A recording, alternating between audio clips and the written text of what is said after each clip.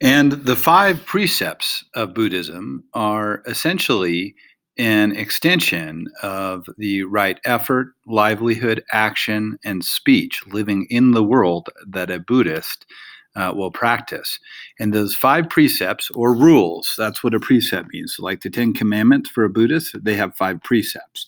The first one is do no harm to any living thing. That includes insects.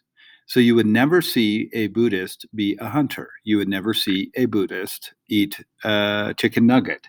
You would never see a Buddhist step on an ant on purpose. You would see them catch and release a spider.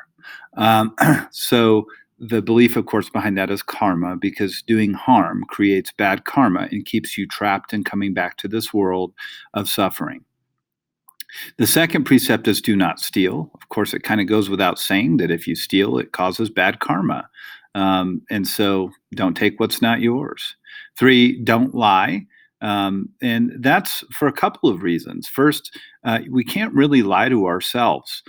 So if you're a procrastinator, you might, if you're really honest with yourself, ask yourself if you really enjoy yourself when you're putting off something that you need to do for something you want to do.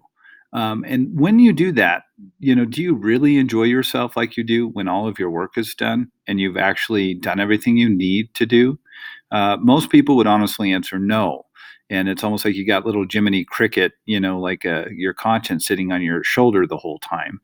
And you kind of feel guilty because you're prioritizing your own pleasure or entertainment or amusement over something that really needs to be done for your needs to be met. And so when you do that, you don't feel good. And when you don't feel good, you tend to do things, whether that's drugs and alcohol or food or other escapes or escapism.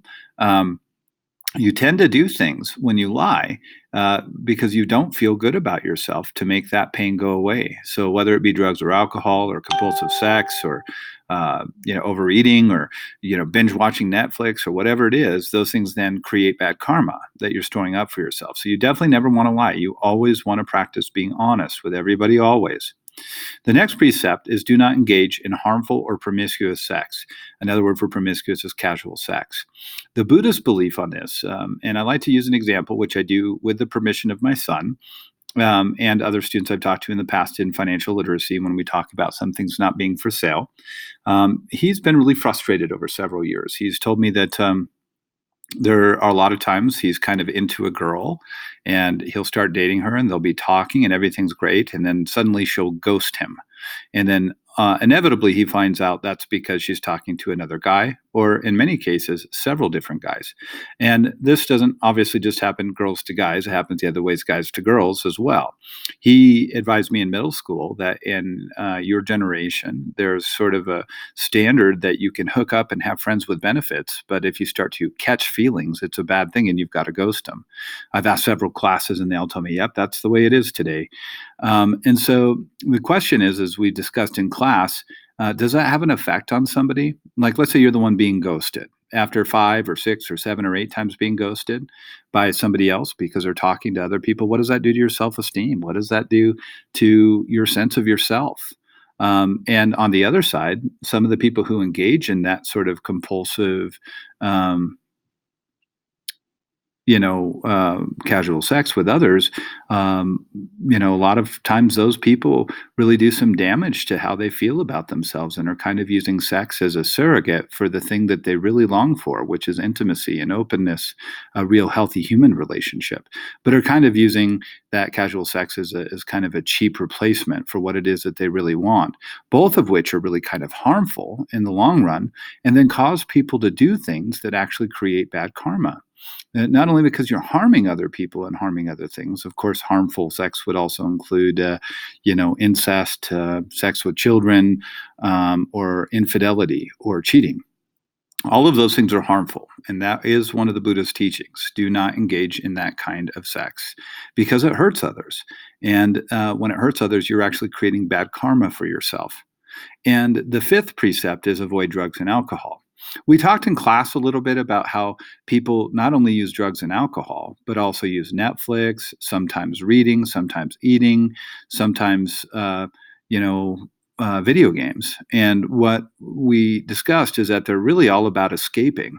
And so, like, if you've got some serious problems in your life and you're using drugs or alcohol to forget about those problems, we talked about those just kind of masking those problems and not actually solving them. And so, as a product of that, when you talk about avoiding drugs and alcohol, when you do that, it actually creates bad karma because you tend to avoid or engage in self-destructive behavior.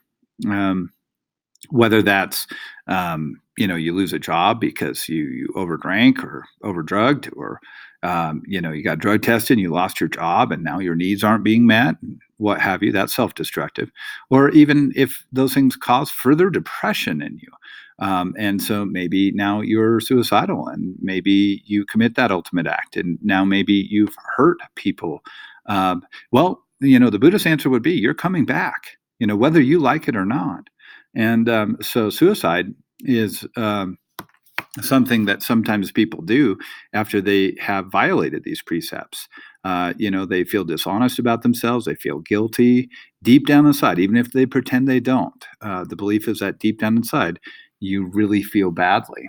And so these particular things actually then lead to people to kind of mask their problems. And these kinds of escapes are not healthy. And so, again, that's why you want to avoid drugs and alcohol. So, just as a quick overview, again, this is the Buddha's teachings, the Four Noble Truths, and these are contained inside the Four Noble Truths. Life is suffering or unsatisfactory. Unsatisfactory is a better translation because this world will fail to satisfy you. If you have expectations of people or events or other things, they're certain to disappoint you. If you have expectations, you will end up suffering. And so life is unsatisfactory. Nothing will satisfy you. You'll be hungry today. You have like a deep yearning or need inside of you that food will not fill. Drugs will not fill. Sex will not fill. And so because of the things that people do, life is suffering and painful. It also has to do with the impermanence or the temporary, transitory, temporal nature, time-based nature of things. Everything dies. So you're going to be disappointed, and loss is going to be the rest of your life. You're going to have a lot of pain. The cause of suffering is desire, attachment, craving, the small mind, the actual illusion of self, that you believe you're you, that head in your voice that says, I want, I think, I. That is the cause of suffering. 3, there's a way to end it, to end the suffering. And we're not talking suicide. We're talking actually trying to destroy the small mind through meditation. And that's what number 4 is. The way to end it is the Eightfold Path. The 5 precepts about how to be in the world are really part of that Eightfold Path. They're about speech, action, livelihood, and effort, kind of these ones that are about living in the world. These are the rules for living in the world. If you do these things, and remember, part of this too is right effort. So this is about practice. You could write all these down, you could know them, but it's really putting forth that daily effort that will help you on your path to nirvana or enlightenment. Okay, and so these 5 precepts are all part of these 3, which is actually all part of, the 4th Noble Truth. The way to end it is the Eightfold Path. So that actually comes out here on those 5 precepts. And so if you practice all these things on a daily basis, practice is the important thing. Writing down the word study does nothing for you. It's actually doing it. It's actually deciding today for yourself that you are going to realize this world is filled with pain and suffering and everything in it. That's all that's in it for you. You live in hell. You're intended to get out of hell. You're not going to speak badly about other people. You're not going to gossip. You're not going to speak hurtful words to your children or other people. You're not going to put people down. You're going to build them up. You're going to encourage them. You're going to make sure that your actions do no harm, that they help people and heal. You're going to make sure you have a job that doesn't hurt anybody. You're going to put forth practice and effort every single day. You're going to meditate a couple times a day, every single day on all of this. You're going to live in the present. You're not going to live in the past or the future anymore. So you don't have all those emotions that come with that keep you trapped and creating bad karma for yourself. And you're going to definitely meditate, because this is what really is going to get you to start internalizing all of this, to basically make habits out of all of this, mental habits. So when you've got do all of these things, right view, right intention, right speech, right action, right livelihood, right effort, right mindfulness, and right concentration, you will achieve enlightenment and end suffering. And then at that point, you can stick around as a bodhisattva and help